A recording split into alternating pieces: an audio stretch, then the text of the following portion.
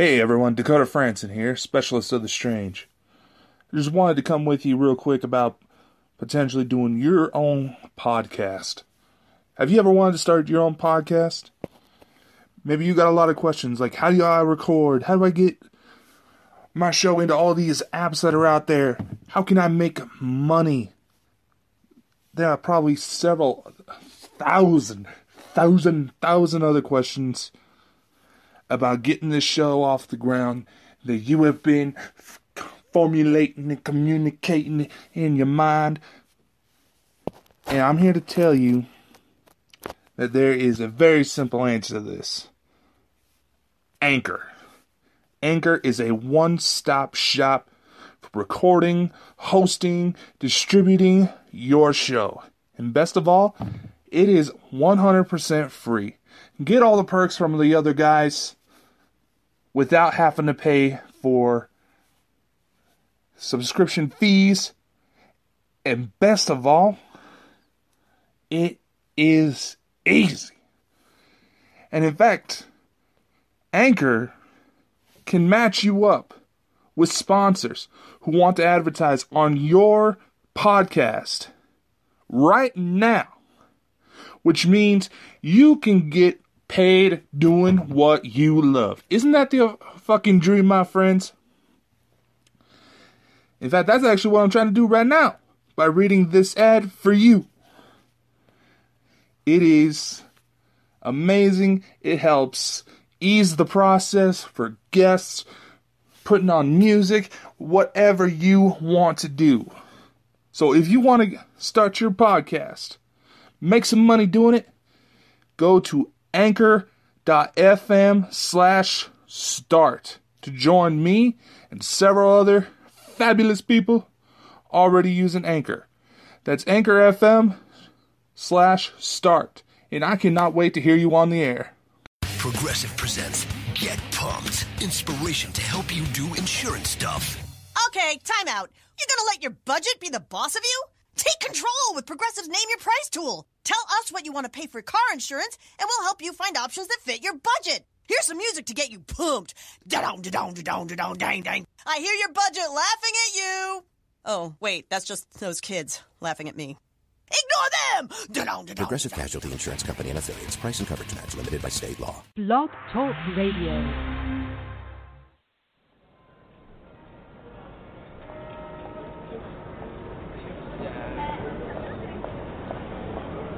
Do you ever stop to wonder if people really knew the truth about what was going on in the world, if they would be any different? Because quite frankly, normal abandoned me a long time ago.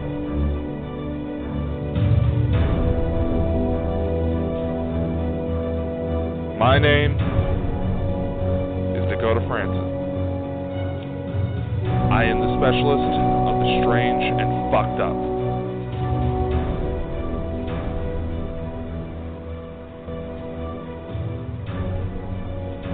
You'll never see the world the same way once you stick with me. Nothing is off limits. And you'll never know what world I'll be coming from for each episode. Listen in. And wait for your world to be changed forever.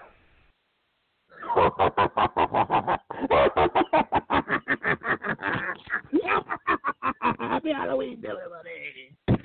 I am Dakota Frandsen, the one, the only specialist of the strange, and you are listening in to a one-of-a-kind special broadcast, ladies and gentlemen. I hope you are having fun this week and staying safe as the ghosts and ghouls wander the streets. And an occasional Iron Man, but that's another case altogether. I am introducing a brand new session called Strange Truth. And it is where I look at the special paranormal incident and analyze it to see whether or not it is real. And I thought, seeing that it is Halloween tomorrow, All Hallows Eve, would be a perfect place to start. Now, Dakota, what you're saying, Halloween is real. We already know this. Talking about the stories behind Halloween, about the dead actually coming back to the world and the living and spooky us all. Truth behind it. How can such a day when little kitties are running the streets looking for candy and dressed up like a bunch of freaks? How did this begin? Where did the origins of such a spooky holiday begin? So roughly, scholars believe the situation started roughly 2,000 years ago in Celtic regions, Ireland, the UK, and northern France. But before I go into that news, into the subject for tonight, we have the news, my friends. Those of you who follow my movie studio, Legion M, have seen, or who have seen or want to see our latest hit, Mandy, starring Nicolas Cage. It is out on Blu-ray today. You live the gore, the guts, the heartbreak of Mandy as Nicolas Cage gives us perhaps one of his best performances yet. Comes out. It is out on Blu-ray today, my friends. Get yourself a copy if you already have not. Or if you're like me, or you took advantage of the special early digital release on iTunes and YouTube, that's cool too. That's cool too. It is a movie that you would never believe. It's creepy as fuck. I love it. Brutality, the blood. What are we talking about? Oh yeah, the origins of Halloween. This is also an opportunity. So, how does this new segment work? Well, I pick a certain subject deemed paranormal. I talk about it, I analyze it, and see and give my thoughts on whether or not it is real. Now, in the case of Halloween, of course we know it's real. But I'm talking about the stories of the ghosts and goblins and monsters and demons rising from the depths of the underworld. Is there any truth to these? Many pagan cultures often cite this time of year as when the veil between life and day and that is what allows the spirits to come out and play. So we go around just in funky costumes to scare them all back away. Not always the case. Now, for fans of the show, Supernatural, I'm going to break your heart. Samhain is no demon. The earliest that historians and scholars have been able to trace the origins of Halloween is roughly 2,000 years ago during a festival known Samhain. And it is not a demon. Roughly translated in the Gaelic language, Samhain simply means summer's end. Or, because the records back then are kind of basically fragmented, we don't exactly know what the fuck was going on that far back. There's a lot of confusion, there's a lot of debate. But usually, agreed definition of Samhain is simply the end of the summer, the beginning of the harshness of winter. And it was due to this time, the rising of the dead. But the Celtics believed this was the time that the spirits walk among us. But this show is live, so mistakes like that are going to happen. Samhain was actually considered basically New Year's Eve back then. And it was a large festival, and just before the end of the year, the belief was the spirits would come back. The spirits would be able to cross back and forth between the worlds of the dead and the world of the living. We got these ideas from crops dying, electric mischief going on. There's also this time druids, Celtic priests, believed that one could actually look into the future of one another. And so during this time, they would sacrifice crops and animals to the Celtic gods and dressed up in animal hides in attempt to tell each other's fortunes. It is believed that these fortunes, in a time when the world depended on natural resources, in a time where we did not have heaters and air conditioners and stable roofs over our heads, where we were reliant on nature and not trying to create something entirely new while killing our planet. But here is the thing. There's a lot of debate on whether or not Samhain is actually associated with the dead. There's no real connection other than the timing that draws it to Halloween. But they also believe a few different things came around. They also believe All Saints Day, which was typically celebrated on November 1st or the beginning of a new year, also had some influence. Trick-or-treating, they believe, started or was inspired of mumming or guising. And people would go around dressed up in homemade costumes, obviously. When you go to door to ask for food, it is also, I believe, that a medieval custom of souling, which is essentially the same thing. People go around asking for food in exchange for the prayers. Many cultures associated this time of year with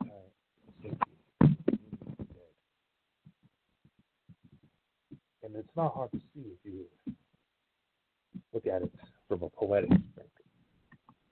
In fact, that's how many of myths and legends start. Simply poetic comparisons. Or at least that's what they believe. Of course, obviously, have existed for many, many years. But it is often quoted through various sources. But it's always around this time. And to this very day, many law enforcement agencies don't care for Halloween because of how many asshole children go out and fuck shit up. That is the truth. And there is always a sort of evolution.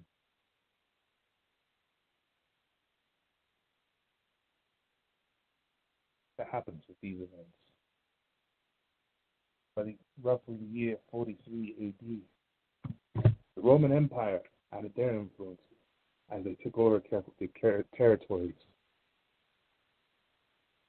It is believed that at least two different festivals were essentially combined due to the similarities of Samhain.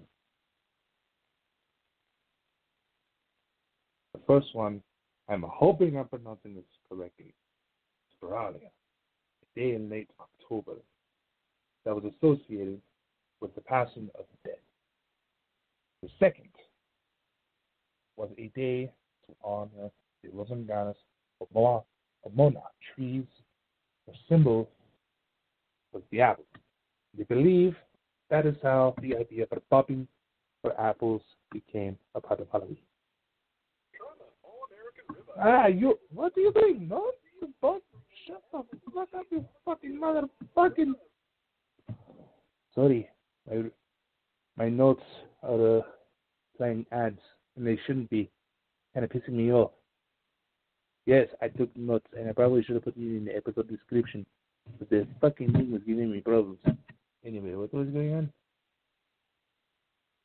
Right. fast forward to the year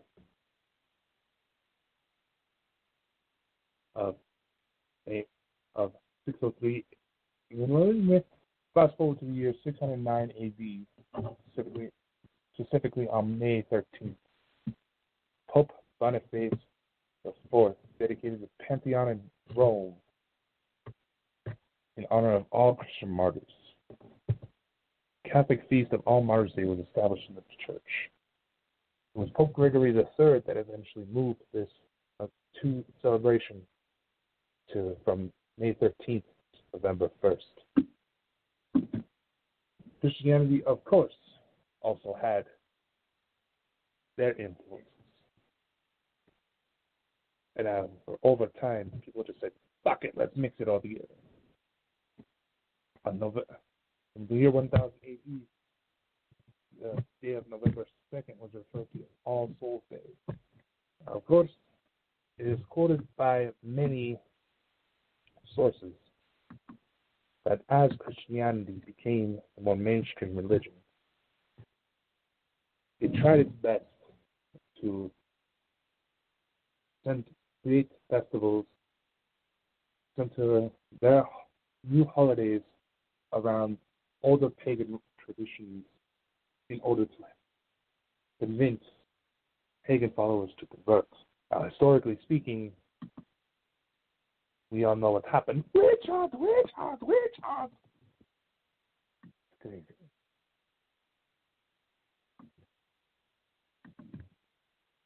But all in all,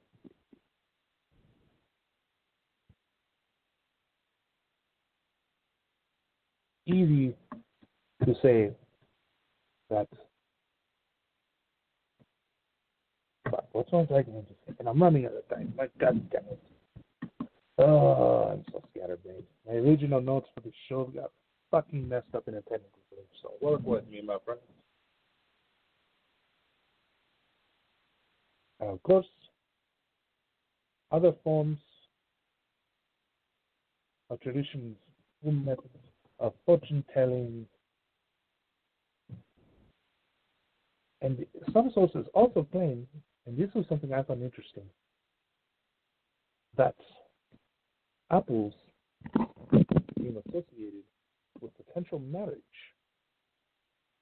And the word it was that the first person to pluck an apple from a water-filled bucket without their hands would be the first person to get married. It was also said that young women would peel an apple into one long continuous strip, throw it over their shoulder. And however that apple skin would land, they believed it would form the first letter of their future husband's name. Isn't that so sweet?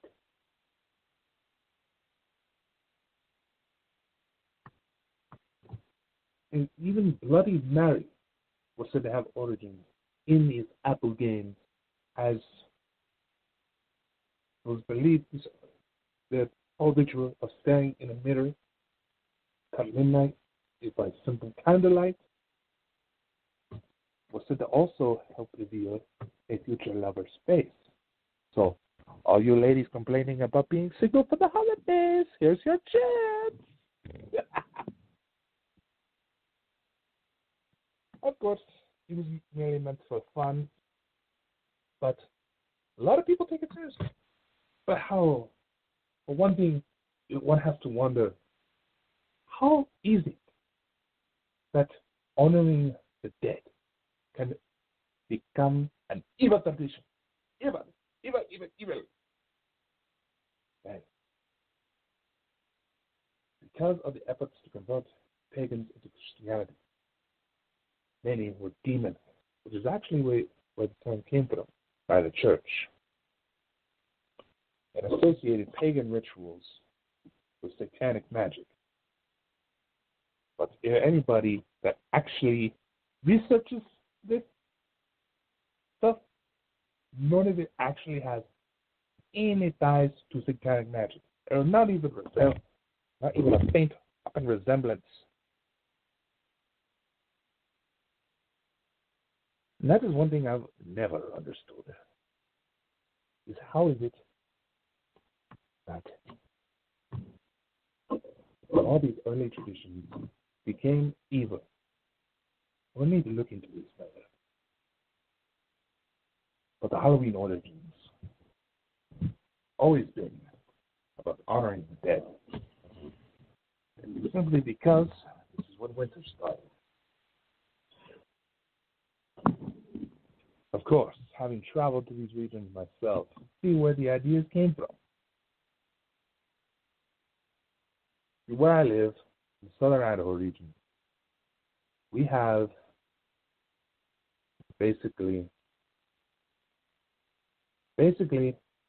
we know, usually, but I can't fucking form words tonight. My God, I am so sorry.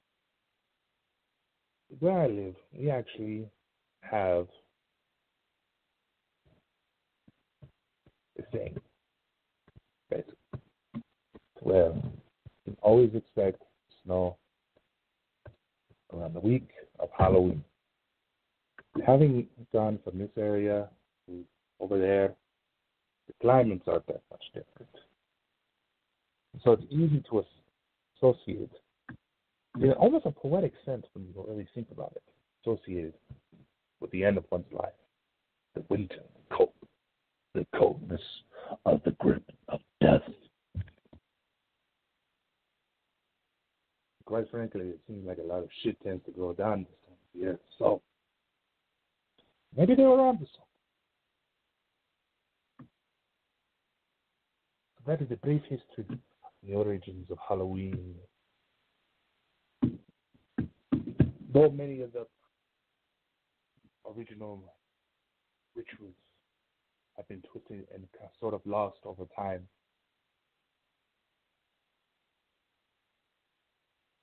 It's always been about honoring the spirits. Tomorrow, we're going to go more in the detail on whether or not they were right to provide science, or at least speculation on how it all can begin, on how it all actually happened. So when you really look at things, many festivals and many early texts almost had a poetic sense to them.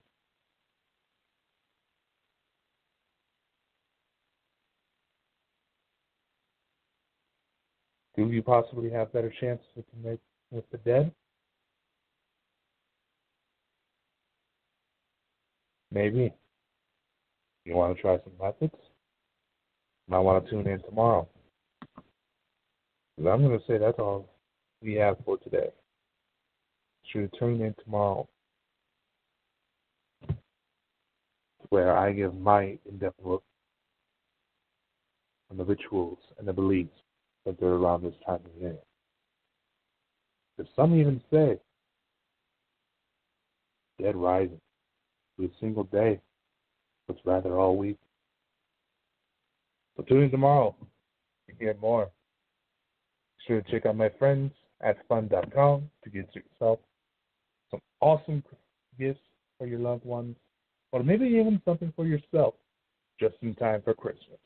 Yes, I would like to give house Thanksgiving first, but let's face it, we got to prepare for Christmas, otherwise lots of people tend to wait last minute for this type of shit. Also, if you're on Facebook, be sure to head over to my page. The link is in the bio. Give it a like. We need to boost up numbers there, my friends, to get all sorts of updates on when you can get it. Or you can find me on almost any other social network. A link to where you can find all of my official accounts, stores I help manage, and partners is also in the description. I shall see you guys tomorrow. Hope you enjoyed. Have fun and stay safe.